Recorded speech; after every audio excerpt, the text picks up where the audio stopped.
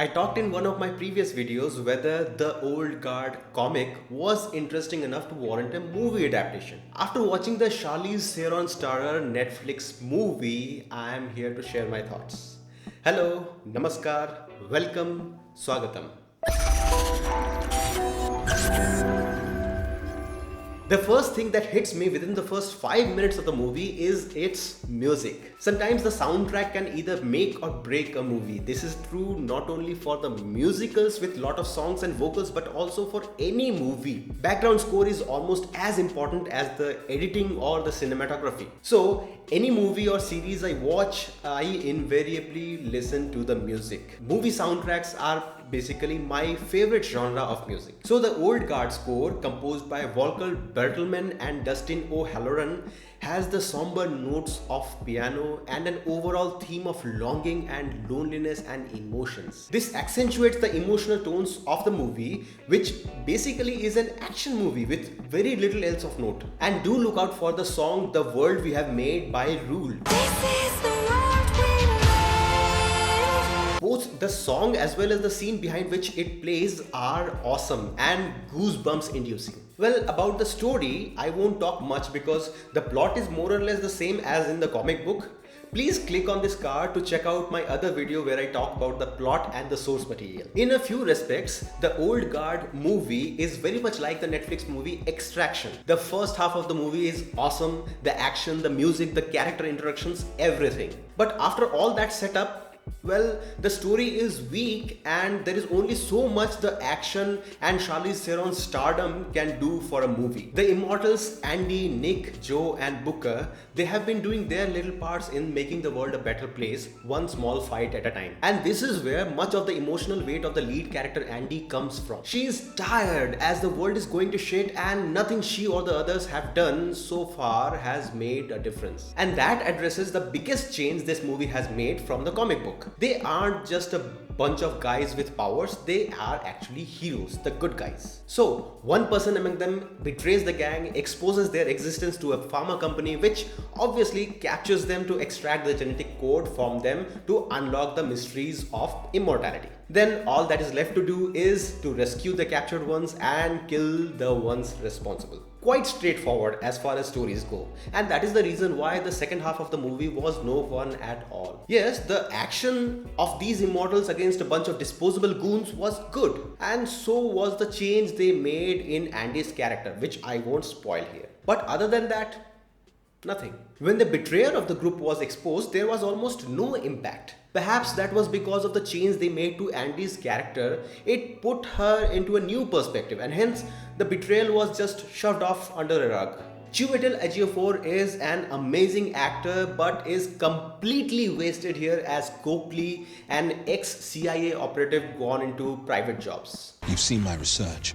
Now you know they're for real. These individuals are extremely resistant to capture. There's a part during the climax when he explains the reasons, the motives for his actions. Any other movie or any other time, that performance could have been met with teary eyes. But in the given scenario, while someone might be dying, this sob story felt out of place and had no weight. And do you know who plays the villain in the movie? The pharma tycoon? Harry Melling. Remember him from Harry Potter? Yeah, he is in the movie and he had a very nice intro, like a slightly awkward genius. I need all of them, Copley. If we can unlock their genetic code, the entire world will be begging us for the key.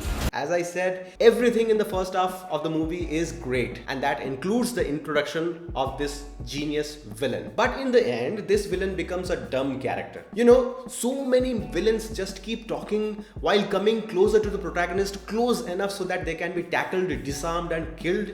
This villain was no different. He may have survived if he just held the gun from a distance and made his escape. But you know, villains ought to die one way or the other, so why waste time and effort in devising a novel and creative way to do that? And having read the comic, I was ready for that letdown. The biggest gripe that I have from this movie, however, is that they just summarized all the backstories. So how old are you? We met in the Crusades. The Crusades? We killed each other Many times.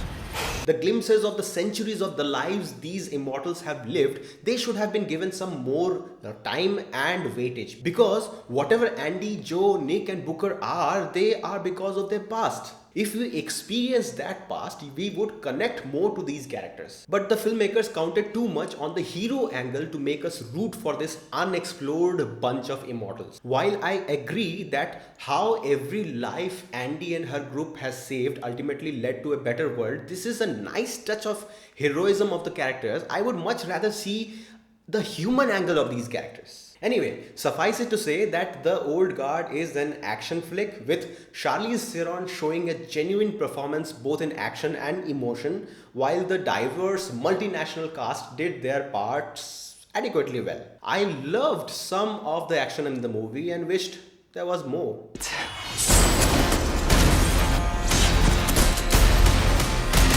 I think you would agree the best action scenes are not where one person fights against a dozen or 100 goons. The most enjoyable and heart-pumping action is where two evenly matched people fight it out. All in. Because there is a story inside that choreography, not just a display of the lead actor's martial arts skills and agility. In that respect, the tussle between Andy and Nile was fun to watch, especially on the aeroplane. I think she has potential. And overall, the action in this movie was quite good. But as I said, I wish there was more. All in all, I will give The Old Guard a decent 6 thumbs ups out of 10. The second volume of The Old Guard comic is ongoing and I'm waiting for the last issue. So I dare say there is still more to talk about in the name of The Old Guard. There is going to be a sequel as there is enough foreshadowing in the movie for that. But what do you think? Did you already watch the movie? As always, I am eagerly looking forward to your thoughts and feedback in the comment section. If you liked this review, please do leave a thumbs up on this video and share it with all your friends.